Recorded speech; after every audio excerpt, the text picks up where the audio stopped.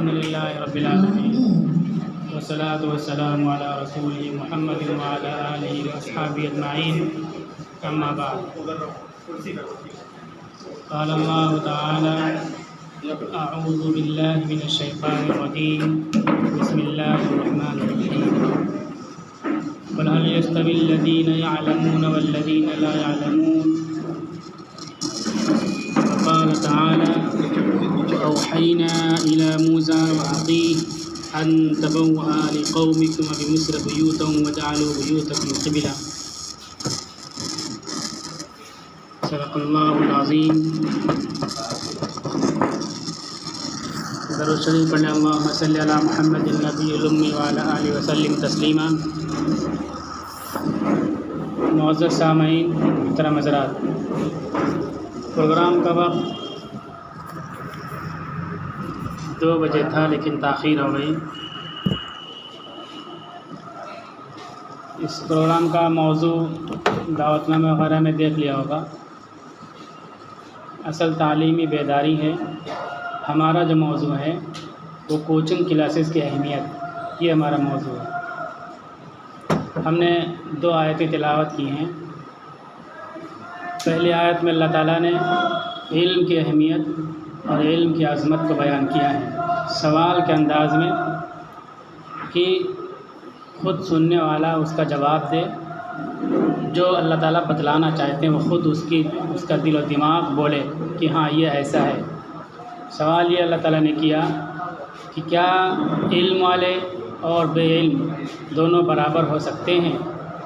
जैसे कि सूरज पूरब निकला हुआ हो, दिन में सूरज निकला है, अब उसको ये बताना है कि सूरज निकला हुआ है, तो एक तो डायरेक्ट बता दिया जाए कि सूरज तुलू है, रोशन है, दोपहर है, दिन का उजाला है। दूसरा तरीक़ा ये है कि सवाल के अंदाज़ में बतलाया जाए और सुनने वाला जो हम जवाब बताना चाहते हैं वही उसका जवाब दे। इस तरह से जो बात बताना चाहते हैं वह बात दिल और दिमाग में अच्छी तरह रासिख़ हो जाती है। तो इल्म की अहमियत, इल्म की अज़मत के सिलसिले में अल्लाह ताला ने सवाल कायम फरमाया कि क्या इल्म वाले और गैर इल्म वाले दोनों बराबर हो सकते हैं। मतलब ये है कि दोनों किसी भी हाल में, किसी भी सूरत में बराबर नहीं हो सकते। दोनों का मकाम मर्तबा बिल्कुल अलग है। एक दूसरी आयत में अल्लाह ताला ने फरमाया कि अल्लाह ताला बुलंदी और इज़्ज़त देता है उसको जिसे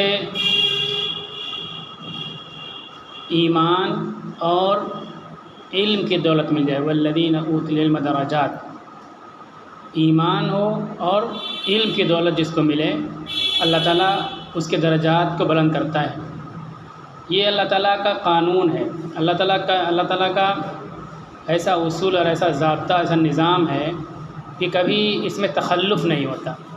जैसे 2 × 2 = 4 होता है, बिल्कुल इसी तरह से जब इंसान इल्म की दौलत से और ईमान की दौलत से बहरामंद और महसूस होता है तो उसको इज़्ज़त, सरबुलंदी और इफ्तिखार, उरूज व इक़बाल हासिल होते हैं। अगर किसी के पास इल्म नहीं है, सिर्फ़ ईमान है, तो उख़रवी लिहाज से तो कामयाब हो सकता है, लेकिन दुनियावी लिहाज से और दुनिया में वो कामयाब नहीं होगा। किसी के पास इल्म है लेकिन ईमान नहीं है तो बज़ाहिर दुनियावी लिहाज से वह कामयाब हो सकता है, लेकिन उख़रवी लिहाज से वह कामयाब नहीं हो सकता। अल्लाह ताला ने इंसानों को कामयाब होने के लिए, कामयाब करने के लिए, बुलंदी देने के लिए निज़ाम बतलाया अपना कि हमारा निज़ाम ये है कि इंसान को ईमान भी हो और इल्म भी हासिल हो तो हम उसके दर्जे को, उसके रुतबे को बुलंद करेंगे। ये 2 आयतें इल्म की अहमियत और इल्म की अज़मत के ताल्लुक़ से हो गई।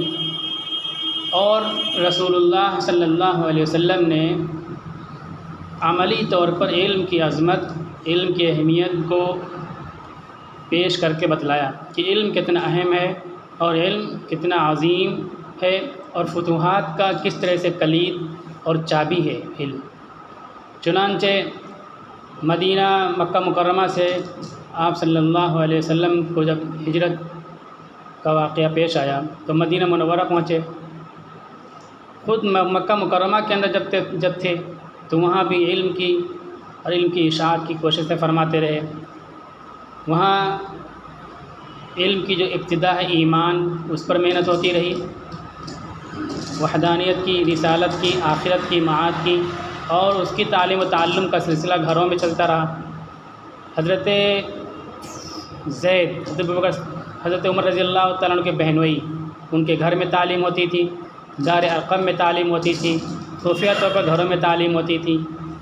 जब मदीना मुनव्वरा पहुँचे और मक्का की सरज़मीन तंग हो गई, मदीना मुनव्वरा पहुँचे तो यहाँ 4 काम आप सल्लल्लाहु अलैहि वसल्लम ने बड़ी क़ुव्वत के साथ, बड़ी वसाअत और फ़राख़ी के साथ और किफ़ायत के साथ किया।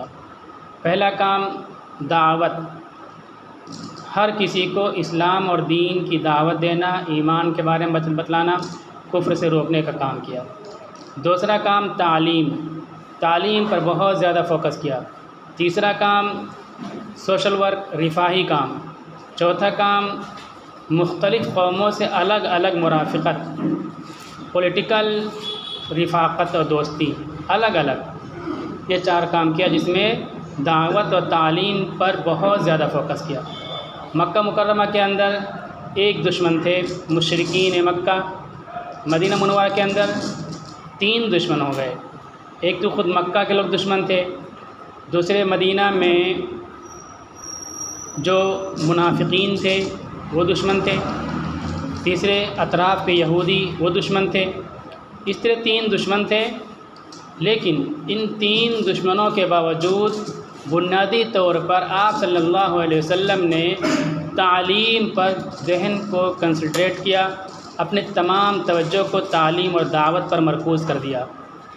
हम और आप, या यूँ कहिए कि जो छोटी सोच वाले होते हैं, फ़ौरन वो हालात से निपटने के लिए और मौके की जो हवा है उसको रोकने के लिए कोशिशें करते हैं और अपनी जड़ों और बुनियादों पर ध्यान नहीं देते कि हम कहाँ खड़े हैं, हमारा पैर मज़बूत है कि नहीं मज़बूत है। और इस तरह से हमारी मुसीबतें बढ़ती चली जाती। हमारे दीन में, हमारे शरीयत में नमूने अमल और मिसालें मौजूद हैं कि हम हालात का कैसे मुकाबला कर सकते हैं, हालात की तस्वीर कैसे बदल सकते हैं। आप सल्लल्लाहु अलैहि वसल्लम ने अमल करके दिखला दिया। बुनियादी और बड़ी अहम चीज़ क्या है? दावत और तालीम। आप सल्लल्लाहु अलैहि वसल्लम दावत और तालीम पर मदीना मुनव्वरा में बहुत ज़्यादा फोकस किया, बहुत ज़्यादा। घर घर में तालीम का निज़ाम कायम फरमाया और इज्तिमाई तालीम का निज़ाम कायम फरमाया। इज्तिमाई तालीम और घरेलू तालीम को देखिए आप, जो अतराफ़ की बस्तियाँ थी, मोहल्ले दूर थे मदीना से, आप सल्लल्लाहु अलैहि वसल्लम ने इरशाद फरमाया कि तुम में जो लोग पढ़े हुए हैं वो जो गैर तालीम याफ्ता हैं उनको पढ़ना लिखना सिखा दें, और जो पढ़े हुए नहीं हैं वो अपने पढ़े लिखे पड़ोसियों से पढ़ना लिखना सीखें। जो तुम में पढ़े लिखे हैं वो अपने पड़ोसियों को, अपने मोहल्ले के लोगों को पढ़ना लिखना नहीं सिखाएंगे तो हम उनको सज़ा देंगे। और जो पढ़े हुए नहीं हैं वो पढ़े लिखे लोगों से पढ़ना लिखना नहीं सीखेंगे तो हम उनको सज़ा देंगे। ख़ुद मदीना मुनव्वरा के अंदर 8 मस्जिदों में डे स्कूल कायम फरमाया कि मदीना के लोग पढ़ करके आएँ और पढ़ के चले जाएँ। मस्जिद नबवी के अंदर रेसिडेंशियल स्कूल कायम फरमाया, यानी ये लोग रह करके, बाहर के लोग रह करके पढ़ेंगे वहाँ। तो 8 डे स्कूल्स, एक रेसिडेंशियल स्कूल, और घरों में मुख्तलिफ़ और मुख्तलिफ़ मोहल्लों में अलग अलग मकानात में रहने वालों को, अपने पड़ोसियों को पढ़ाने के लिए ताकीद फरमाई। सिर्फ़ एक निज़ाम और इस तरह से एक ठंडी ठंडी हवाओं का ये अमल नहीं पेश किया, बल्कि तालीम को इम्प्रूवमेंट के लिए, तालीम को आगे बढ़ाने के लिए, तालीम में आगे बढ़ने के लिए बड़ी कुर्बानी पेश की और नमूना पेश किया कि हम तालीम के सिलसिले में किसी की तरह के मसालियत नहीं अख्तियार करेंगे, बल्कि बड़ी से बड़ी कुर्बानी देंगे। ग़ज़वे बद्र के क़ैदियों के बारे में हमारा सुनते हैं, ये जानने की भी ज़रूरत है, चूँकि ये बहुत ही समझदार लोगों का तबका है और हाज़रीन हैं। हम नेट पे सुनते हैं ग़ज़वे बद्र, अब सर्च करें, ऐसा वैसा उल्टी सीधी बातें बोलते हैं कि देखो मुसलमानों ने अपने रिश्तेदारों से जंग की। मुसलमानों ने तो जंग नहीं की, लेकिन जो मुशरिक होता है, अल्लाह का बाग़ी नाफरमान होता है, इतना ज़लील, नजीस और पलीद होता है, कि उन लोगों ने अपने रिश्तेदारों को ईमान कबूल करने की वजह से, एक अल्लाह का कलमा पढ़ने की वजह से मक्का मुकर्रमा से निकाला। मक्का मुकर्रमा से निकालने के बाद जब ये लोग मदीना में आ गए तो ये मक्का में वहाँ अपने घर में बैठ करके इनको चैन नहीं आया और पीछा करके मदीना पर हमला करने के लिए पहुँच गए, अपने रिश्तेदारों को मारने के लिए, काटने के लिए पहुँच गए। ये मुशरिक इतना ज़लील, नजीस और पलीत और इतना अंधे होते हैं और इंसाफ कैसे हरीफ और दुश्मन होते हैं। तो ग़ज़वे बद्र का लोग कहते हैं कि देखो मुसलमान रिश्तेदारों से लड़ गए। मुसलमान कहाँ लड़े, भाग करके तो मदीना आ गए थे, फिर पीछे यही मुशरिक पीछा करके अपने रिश्तेदारों को यहाँ नहीं जीने दे रहे थे। वो जंग हुई और इत्तिफ़ाक़ अल्लाह ताला की नुसरत की वो जंग मुसलमानों की फ़तह का ज़रिया बनी। बहुत से कैदी आए। अब हमारा जब ये कैदी की बात सुनते हैं तो आगे की बातें जो बुनियादी और अहम हैं उस पर ध्यान नहीं दे पाते। आप सल्लल्लाहु अलैहि वसल्लम ने इरशाद फरमाया कि कैदियों का फ़िदिया 4000 दिरहम तय हुआ। उस वक्त दीनार की कीमत कम थी और दिरहम की कीमत ज़्यादा थी, तो जो ज़्यादा कीमत थी वो कीमत आप सल्लल्लाहु अलैहि वसल्लम ने तय फरमाया। 4000 दिरहम एक कैदी की कीमत फ़िदिया। दिरहम को अगर 2 साल पहले मैंने जोड़ा था कीमत में तो 4000 दिरहम की कीमत होती है 10 लाख रुपये। और अगर इसको हम आए इसमें कन्वर्ट करें क्या नाम दीनार में, तो दीनार की कीमत होती है 2 करोड़। इतना फ़िदिया तय हुआ। आप सल्लल्लाहु अलैहि वसल्लम ने इरशाद फरमाया कि तुम में जो पढ़े हुए लोग हैं और पढ़ना लिखना जानते हैं वो हमारे 10 बच्चों को पढ़ना लिखना सिखा दें तो ये उसका फ़िदिया होगा और उससे हम रुपया नहीं लेंगे और वो आज़ाद होगा। पढ़ना लिखना और जोड़ना घटाना सिखा दे, 2 चीज़ें। पढ़ने लिखने में लैंग्वेज की बात आती है। ये लैंग्वेज है, हम समझते हैं जो टीचर हैं वो लैंग्वेज में 5 चीज़ें बुनियादी तौर पर ज़रूरी होती हैं। पहली चीज़ लिसनिंग होती है, दूसरी स्पीकिंग होती है, तीसरी रीडिंग है, चौथी राइटिंग है, 5वीं चीज़ ग्रामर है। अब लिसनिंग सिखाने के लिए ज़बान कितनी करनी पड़ती है, बाद में भी जब प्रोग्राम ये भाई साहब चालू करेंगे तो सुनेंगे आप। एक एक लफ्ज़ को कई हज़ार मरतबा भी बोलना पड़ सकता है। चुनांचे अल्लाह ताला ने बच्चों को ज़ुबान सिखाने के लिए माँओं को अलग से और तैयार किया कि माएँ अपने बेटों को ज़बान सिखाएंगी। कैसे सिखाएंगी? वो 1 मरतबा 2 मरतबा 1 दिन 2 दिन नहीं बोलेंगी, बल्कि 2 साल तक एक ही 2 वर्ड को बोलती रहेंगी और बच्चों को लिसनिंग कराती रहेंगी। मम मम मम मम मम, पानी मामी, अब्बू अब्बू अब्बू अब्बू। 2 साल तक कितने हज़ार बार बोलेंगी वो। लिसनिंग बच्चा करता रहेगा तो फिर 2 साल बाद मम बोलेगा, पानी बोलेगा, अब्बू बोलेगा, ऐसा बोलेगा जो होंठ से बोलने वाली चीज़। बाद में फिर ज़बान से बोलने वाली चीज़ें अदर ऑर्गन्स उसमें लगते हैं अदर अल्फाज में। तो ये लिसनिंग कराने के लिए अल्लाह ताला ने माँओं को ये सलाहियत दी है कि सबसे बेहतरीन टीचर होती हैं जो लिसनिंग कराती है अपने बच्चों को लैंग्वेज सिखाने के लिए। तो ज़बान सिखाने में 5 चीज़ें ज़रूरी होती हैं। लिसनिंग है, स्पीकिंग है, रीडिंग, राइटिंग, ग्रामर। आप सल्लल्लाहु अलैहि वसल्लम ने उन 5 चीज़ों को नहीं बतलाया, बल्कि ये कहा कि लिखना और पढ़ना, 5 में सिर्फ 2 चीज़ करनी है आपको। लिखना सिखाना है, पढ़ना सिखाना है लैंग्वेज में, और मैथमेटिक्स में जोड़ना और घटाना सिखाना है। यहाँ जो टीचिंग लाइन से जुड़े हुए लोग समझ सकते हैं कि जिस बच्चे की लैंग्वेज अच्छी होती है और जिसकी मैथमेटिक्स अच्छी हो वो बच्चा बहुत जल्दी आगे निकलता है और तमाम सब्जेक्ट पर बहुत ही अच्छी तरह से कमांड हासिल हो सकता है। ये सुन्नत से समझा जा सकता है कि सुन्नत में कैसी बुनियादी चीज़ और फितरी बात बच्चों की तालीम के लिए सिखाई जा रही है कि बच्चे आगे चल कर के किस तरह से आगे बढ़ेंगे, उनकी बुनियाद कैसे मजबूत हो सकती है। आपने फरमाया लिखना पढ़ना सिखा दें और जोड़ना घटाना मेरे बच्चों को सिखा दें। तो कितनी फ़ीस होगी? दिरहम ही को कन्वर्ट करो आप, 10 लाख।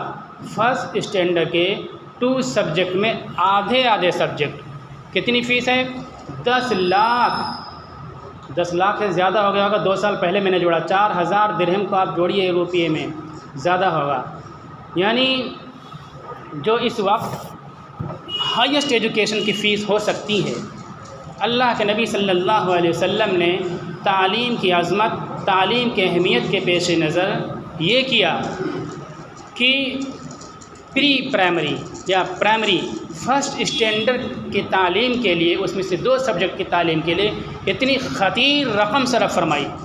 हम ये सोचते होंगे कि आप सल्लल्लाहु अलैहि वसल्लम एक रियासत, एक स्टेट के हाकिम, हुक्मरान और सुल्तान बन चुके थे और मालिक बन चुके थे, इसलिए सुल्तान और हाकिम के लिए पैसा खर्च करना कोई बड़ी बात नहीं है।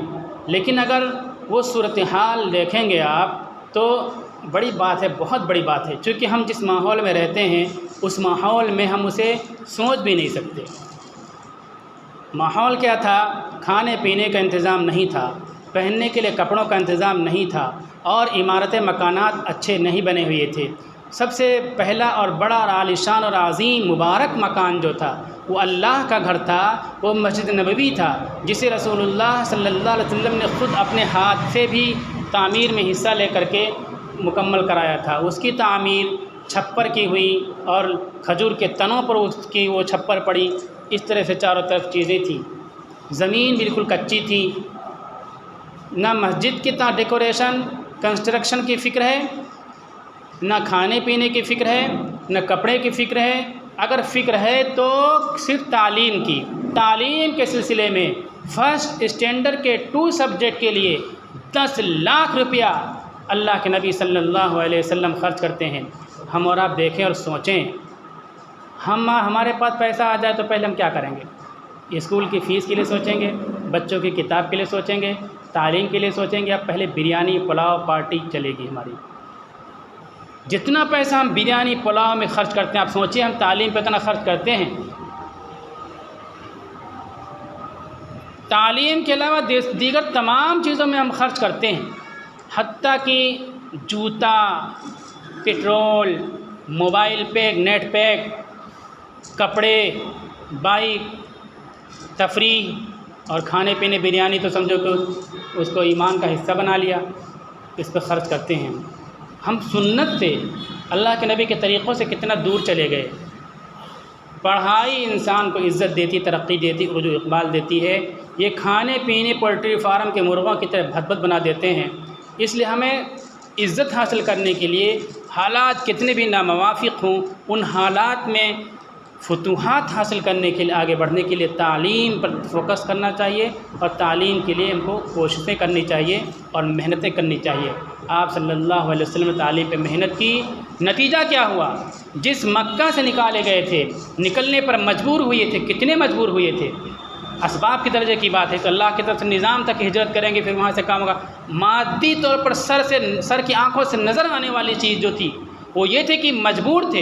आप सल्लल्लाहु अलैहि वसल्लम मक्का से बाहर निकलते हैं, एक पहाड़ी पर खड़ा होकर के काबतुल्लाह की तरफ नज़र उठाते हैं और आंखें अशबार हो जाती हैं और अशबार आंखों के साथ कहते हैं, काबा, ऐ मक्का, अगर मेरी कौम ने मुझको तुमसे ना निकाला होता तो मैं तुझे छोड़कर कभी भी नहीं जाता। मेरी कौम ने मुझे निकाल दिया, मजबूर कर दिया, इसलिए मुझे तुझे छोड़ के जा रहा हूँ। ये मजबूर हो गए। रहनुमाई करने वाला कोई नहीं, रहनुमाई करने वाला वो शख्स जो सर लेने के लिए आया था। अल्लाह के नबी सल्लल्लाहु अलैहि वसल्लम को मौजिज़ा पेश आया, उसके पैर, घोड़े के पैर ज़मीन में धंस गए। उसने सोचा मैं अज़ाब में गिरफ़्तार हो गया, मदद मांगी। फिर मदद की आप सल्लल्लाहु अलैहि वसल्लम ने कि तुमको कुछ नहीं होगा, लेकिन मेरा रास्ता बता दो, मेरा रहबर बन जाओ। इस तरह वो जो सर लेने आया था वो रहबर बना। तो कोई एक साथी भी नहीं, हज़रत अबू बकर सिद्दीक़ रज़ी अल्लाह तआला अन्हु के अलावा। इस तरह बेसर सामान के आलम में मक्का मुकर्रमा से आप सल्लल्लाहु अलैहि वसल्लम निकले। लेकिन जिस मक्का से इस बेसर ज़माने के आलम में निकले थे, उसी मक्का के अंदर 8 हिजरी में फ़ातिह बन कर के दाखिल हो गए। कितनी बड़ी बात है। फ़ातिह पूरी शान और शौकत और पूरे दबदबे के साथ दाखिल हो गए मक्का के अंदर। और यही नहीं, मक्का में दाखिल हो जाना, फ़ातिह बन कर के पूरे अरब हो जाने का मतलब पूरे अरब को फ़तह कर लिया। पूरे अरब पर आपके इक़्तिदार का, आपके अख्तियार का, आपकी फ़तह का परचम लहरा गया। ये इसलिए नहीं हुआ कि मस्जिदों को बहुत अच्छी तरह डेकोरेट किया था, ये इसलिए नहीं हुआ कि बिरयानी बनाने के तरीक़े सीख गए थे, ये इसलिए नहीं हुआ कि कपड़े बहुत अच्छे पहन लिया उन्होंने, ये इसलिए नहीं हुआ कि उनकी बिल्डिंगें, उनके मकानात बहुत ज़्यादा मुज़य्यन थे, बहुत मजबूत थे, बहुत आलीशान थे। मैं बता दूं, ये बिल्डिंगें, ये इमारतें, ये तामीरात, ये कंस्ट्रक्शन इंसान को ज़वाल और इदबार से नहीं बचा सकती हैं। अगर देखना हो तो इसकी तस्वीर गरनाता में देखो, अंदलुस में देखो, अल्लामा इकबाल ने अपनी शायरी की वजह से अंदलुस को बढ़ा दिया, जिसकी छतें मुसलमानों ने बनवाई थीं। छतों में कई कई इंच मोटे चद्दर लगवाए थे, एक भी मुसलमान बाकी नहीं बचा। इमारतें इंसानों को नहीं बचा सकती हैं। और देखना तो एमपी के अंदर बेशुमार मिसालें मौजूद हैं। या मांडो में जा कर के देख लीजिए, बड़ी बड़ी आलीशान मस्जिदें, आलीशान महल्लात, अजीब व गरीब और हैरतनाक कारीगरी के साथ मुसलमानों की तामीर की हुई इमारतें खड़ी हैं। एक भी मुसलमान वहाँ नज़र नहीं आएगा। तो इमारतें, ये तामीरात, ये बिरयानी, ये खाने, ये माकूलात, ये मोबाइल पैक, ये दुनिया भर पैसे फूकना, तफरीही प्रोग्राम, ये इंसानों को इज़्ज़त व इफ्तिखार नहीं दे सकती हैं। निज़ाम फितरत बतला दी कि जिसके पास ईमान और इल्म होगा उसको इज़्ज़त मिलेगी, उसके अलावा किसी को इज़्ज़त नहीं मिलेगी, सरबुलंदी नहीं मिलेगी। तो आप सल्लल्लाहु अलैहि वसल्लम को जो फ़तेह हासिल हुई, कैसे हासिल हुई? तालीम पर फोकस करने की वजह से, तालीम पर तवज्जो देने की वजह से, दावत की वजह से, सोशल वर्क की वजह से, कौमों से अलग अलग पॉलिटिकल मुराफ़क़त और दोस्ती की वजह से बुनियादी तौर पर तालीम और दावत रही है। तालीम पे कितना ख़र्च किया? भूख के आलम में एक फर्स्ट स्टैंडर्ड के 10 बच्चों पर 10 लाख रुपया, यानी 1 लाख कम से कम जान लो फ़ीस, लिखना पढ़ना और जोड़ना घटाना, इतना 1 लाख इस ज़माने के। हम साल में कितनी फ़ीस अपने बच्चों की भरते हैं? तो ये फ़तेह हासिल हुई। इसी तरह से आज जो हमारे साथ नामुसाइद हालात हैं, किसी तरफ हमको ध्यान देने की ज़रूरत नहीं है। चुपचाप खामोश रह करके अपने बच्चों की तालीम पर मेहनत करें, बड़ों की तालीम पर मेहनत करें। तो आंधियाँ कितनी भी तेज़ चल रही हों, सुनामी की तरह अल्लाह ताला हमारे लिए फुतूहात के दरवाज़े, फुतूहात के रास्ते खोलेंगे।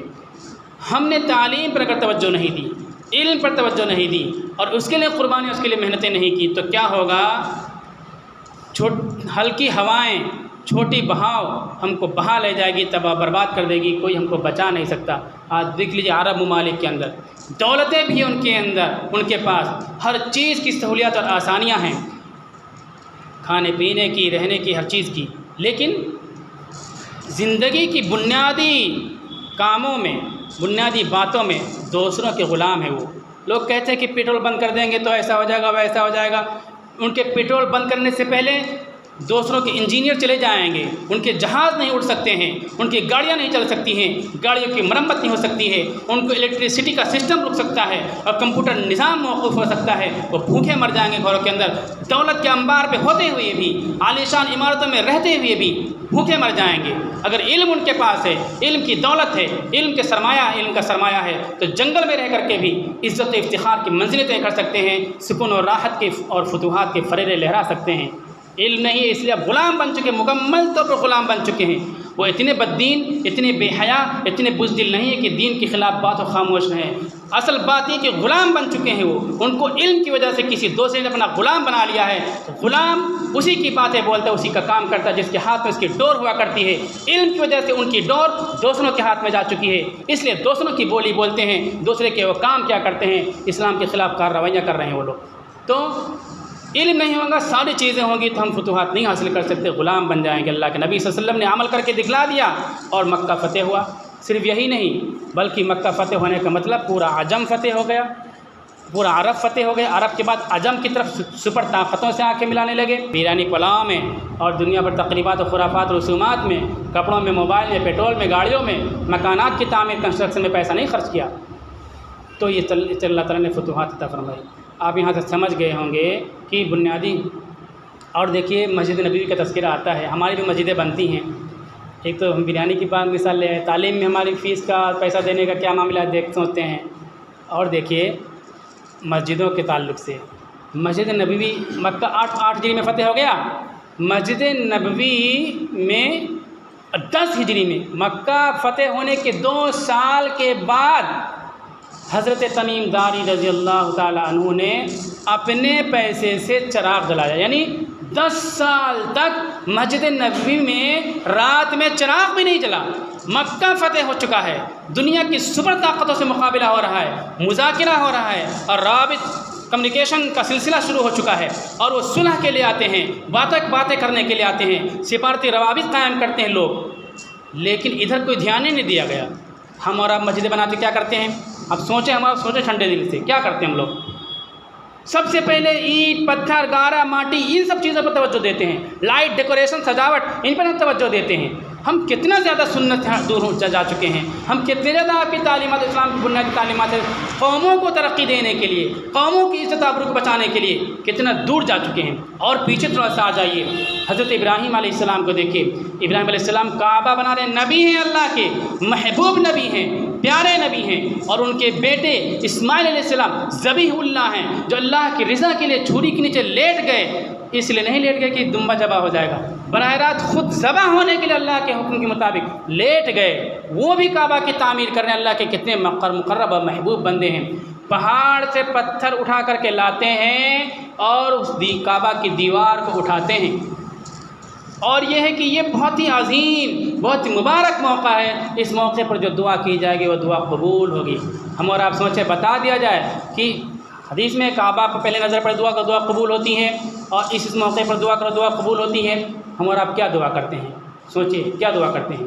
मकान अच्छा बन जाए, हमारे कारोबार को तरक्की मिल जाए, और रिश्ते अच्छे आ जाएं, और दुनिया भर हमारा लड़का नीट क्वालिफाई कर ले, IAS क्वालिफाई कर ले, बहुत सी चीज़ें दुआ करते हैं हम।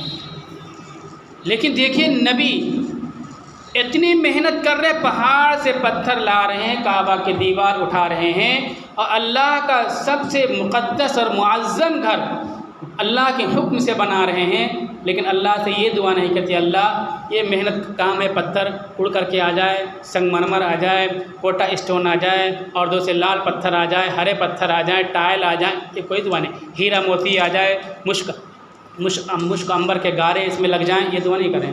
रब्बना वबअस फ़ीहिम रसूलन मिनहुम यतलू अलैहिम आयातिक व युअल्लिमुहुमुल किताब वल हिक्मा व युज़क्कीहिम। या अल्लाह, दुआ करें नस्लों के लिए, इंसानों के लिए, कौमों के लिए, इनमें से एक रसूल मबूस फरमा जो इन पर तेरी आयतों की तिलावत करे, तेरे अहकामात की रीडिंग करे, पढ़ पढ़ कर सुनाए। व युअल्लिमुहुमुल किताब वल हिक्मा, इनको किताब और हिकमत की तालीम दे। वयुज़क्कीहिम, इनको रूहानी बीमारियों से पाक करे। किताब मीन्स कुरान, हिकमत मीन्स शरीयत और सुन्नत, जिसके मुताबिक ज़िंदगी गुजारी जाए और अल्लाह ताला की उसमें खुशनुदी हासिल हो, उसको शरीयत कहते हैं। उस निज़ाम और सिस्टम को जिसके मुताबिक ज़िंदगी गुजारी जाए, अल्लाह ताला की रज़ा खुशनुदी भी इंसान को हासिल हो, उसको शरीयत कहते हैं। शरीयत हम बोलते दीन समझ में आता है, हमारा मज़हब जो है सिस्टम ऑफ लाइफ है, ज़िंदगी का निज़ाम है।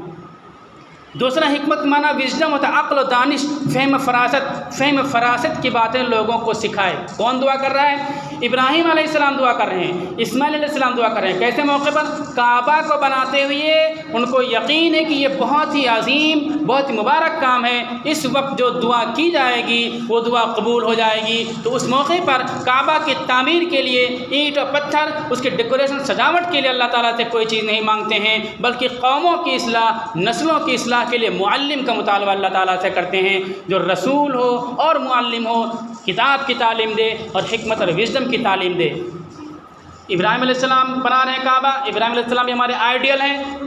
रसूलुल्लाह सल्लल्लाहु अलैहि वसल्लम मस्जिद नबी बनाते हैं, वहाँ इस तरह से लाइट का इंतज़ाम नहीं, ज़मीन में फ़र्श का इंतज़ाम नहीं, डेकोरेशन का इंतज़ाम नहीं, कंस्ट्रक्शन में बहुत ज़्यादा खर्चे का इंतज़ाम नहीं। लेकिन दोनों तालीम के सिलसिले में इतनी फ़िक्रमंद, और इस तरह रसूलुल्लाह सल्लल्लाहु अलैहि वसल्लम ने कुर्बानी दे करके बतला दिया कि हर चीज़ की तुम कुर्बानी दे सकते हो, रूखा सूखा तुम खा लेना, कपड़े बहुत ज़्यादा तुम्हारे ज़र्क़ बर्क़ नहीं होंगे, और तुम्हारी बिरयानी, तुम्हारे खाने बहुत ज़्यादा टेस्टी नहीं होंगे, तुम्हारी इमारतें बहुत अच्छी नहीं होंगी, लेकिन तालीम के सिलसिले में कोई मसालिहत